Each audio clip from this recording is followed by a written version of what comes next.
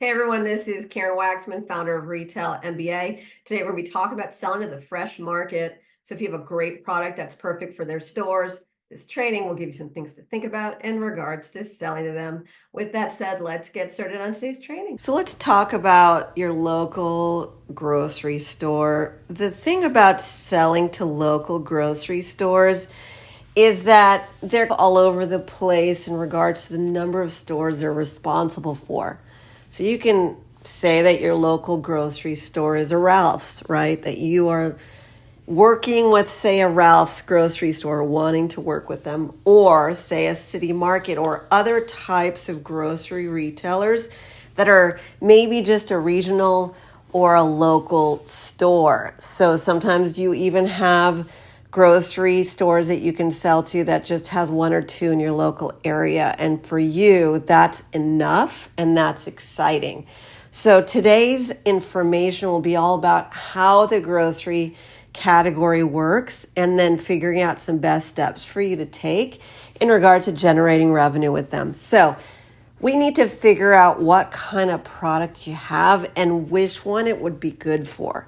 If you want to sell to your local mass grocery chain like Ralph's, they do buy on an individual level. Now, when I say Ralph's, Safeway or whatever massive grocery chain is out in the world, but they're in their local area, that would be a retailer that you could go to and sell to their corporate stores, or you can sell to them on one individual store if the buyer permits. Now, what that means is because they sell perishable foods, they will be able to buy stuff on a local level, meaning that they have the ability to have somebody in-house to buy for one individual store typically, or maybe for a small region in that area. So that's one way to sell to them, to a grocery retailer. So again, based on where you're at, what is it you're looking for will be exactly that. You got to just choose. So I'm just giving you the insights as to the different types of local types of grocery chains. Now, what if you just want to sell to your local, say, city market, which has 30 something stores they're responsible for, and they're all in a region? That's slightly different than selling to your, mass retailer on a local level. The reason for that is they're a little bit easier. So based on that, what that means is they have the ability to buy products on a local level because, again, it's always perishable foods and so forth that they need to be able to sell to individual stores. But also, since they don't have that many other stores they're responsible for, it usually means that they are more open to local products and so forth. There's not a lot of corporate issues going on where they have a lot of buyers and a lot of people who have to review the product before it gets submitted and so forth. So your local retailer that doesn't have a lot of stores tends to be a lot easier to work with for the little guy. So again, if you are a big company and you want to sell to a lot of stores, but maybe you want to start small, go after the Safeway and the Ralph's and so forth, and you can sell them on a local, regional, or national level. I have videos on all of this stuff in my YouTube channel or on retailmba.com.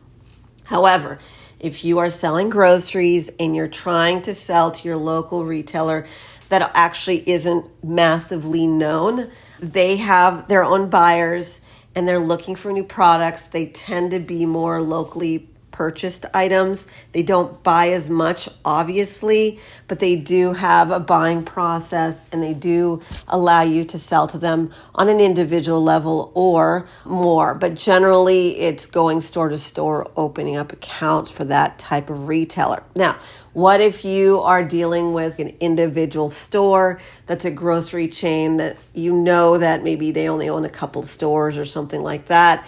That's even easier. They generally tend to not have a lot of bureaucracy, and you can literally drive in your car and try and get those retailers to buy from you. That's very different than, say, going to a bigger retailer, grocery chain, where again, they're looking for someone who can mass produce products because their end goal is, I want to buy a lot of products from you eventually. I'm fine with buying from you locally or regionally, but eventually, if it does well, I want to be able to spread it out.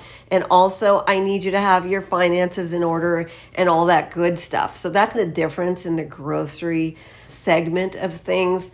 Ultimately, what you want to know when you're selling to these grocery guys, they're going to want packaging, they're going to want your pricing figured out. They're going to want you to be able to have certifications for your food products. They don't want to choke anyone or kill anyone. You definitely need to go and learn about, depending on your product category, what kind of certifications you're going to need for your product type. The government has this all listed everywhere. And actually, a lot of the retailers on their supplier page explain what kind of stuff they're going to need from you. Even Walmart has it written out for grocery and so forth. They're very meticulous to let you know in advance. Don't bug me until you have the stuff in place. Also, if you are creating food, obviously, you need to have a way to be able to produce it for more people than just a few stores generally. So my recommendation is, if you're starting to sell grocery products, definitely look into getting someone to manage your food stuff in a way that they won't cap you. Because what happens if you go out and you start selling your product out into the world and it sells? You don't want to find another food manufacturer and someone later on. So my recommendation is really look early for someone who can grow with you a little bit, because I've seen it time and time again where you're the reason why the product isn't scaling because you didn't figure out your manufacturing. You were just trying to get it out. I get it. But if you're going to just try and get it out to the world, your product, try and do it maybe a little bit beyond your comfort zone, meaning working with somebody who can manufacture your product that doesn't just have the ability to buy or sell stuff that's small quantities in case it scales, and then you don't have to do it again. Time and time again, I see food products, they're seriously dealing with food distribution and all these things. You have limited, finite time with these products. You don't have stuff forever, so don't just go for your local easy manufacturer. And again, there's so many courses and information about how to work with food manufacturers and so forth. We want that for you. But ultimately, at the end of the day, what we're saying is that we're looking for a way for you to be able to scale up your business so that you have more opportunities. Because what if this thing starts selling and every time I've seen it, they start small and then they have to do it again. They have to find another manufacturer again, and it's a disaster. Also, when you're dealing with food distributors for grocery and so forth, be aware a lot of the distributors only want established products that have already been selling before they start working with you. It doesn't always happen. If you have something really unique and innovative, they'd be open to it. But generally, they're looking for you to sell the dang thing first before they actually go and work with you, which is highly irritating for people who are just getting started.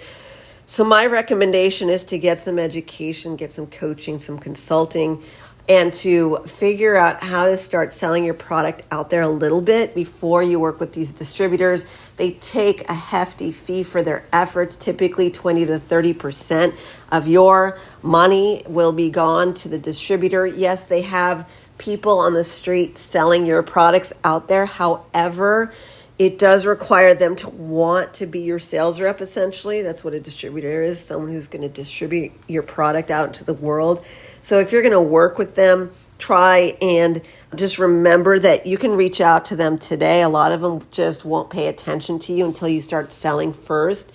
And that's when maybe you get some help. And people like me and my company, Retail MBA, has been around a long time, helping people scale their businesses by preparing you to understand how to actually get a few orders in from these retailers so these distributors pick up your product.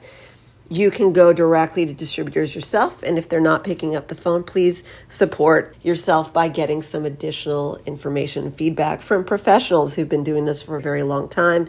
You can learn more about what we do at retailmba.com. That's retailmba.com. We have do-it-yourself programs, done-for-you services. We've helped people all over the globe scale their businesses. Ultimately, just to let you know, with grocery distribution, it really comes down to, and food distribution, it comes down to you don't have a lot of time with these products, so you got to go fast. You got to open up accounts as quickly as possible. And you have to make it enticing for the buyer. And if they can see that you figured out your manufacturing in advance, that if they did scale with you, that'd be great. And also for yourself, right? You did all this work, set it up properly early, just by making sure that your manufacturer can handle a little bit more volume than you're comfortable with. Eventually, that will give you a break. But ultimately, in terms of sales, these retailers, a lot of these grocery guys, can handle you reaching out to them on an individual store level. And the bigger guys are happy to look and review at new products, but I highly recommend getting some additional support if you're going to go the bigger route where they have thousands and thousands of stores they're responsible for.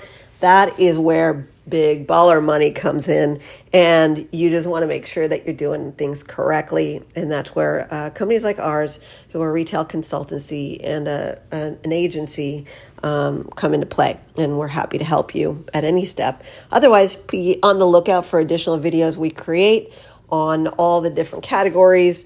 The reason we teach product information for every product category is we find that sometimes when you're, say, selling a grocery product and you're doing well with it, maybe you want to add other products and maybe you're sick of food. So we always generally create information since the very beginning on all the different product categories in case eventually one day you want to expand beyond what you're doing. And maybe right now you're creating this because you just have your great barbecue sauce or whatever it is, and you might want to scale into other types of stuff. So everything we do is generalized, although we work in every product category, whether or not you are a newbie or an advanced seller. The reason we create such advanced training for everybody across the board is because we see that if you like products, you generally will like to explore other types of products. So we're excited to support you wherever you are and what you're looking for. Karen Waksman, Retail MBA. I hope this helped explain food distribution and food grocery stores,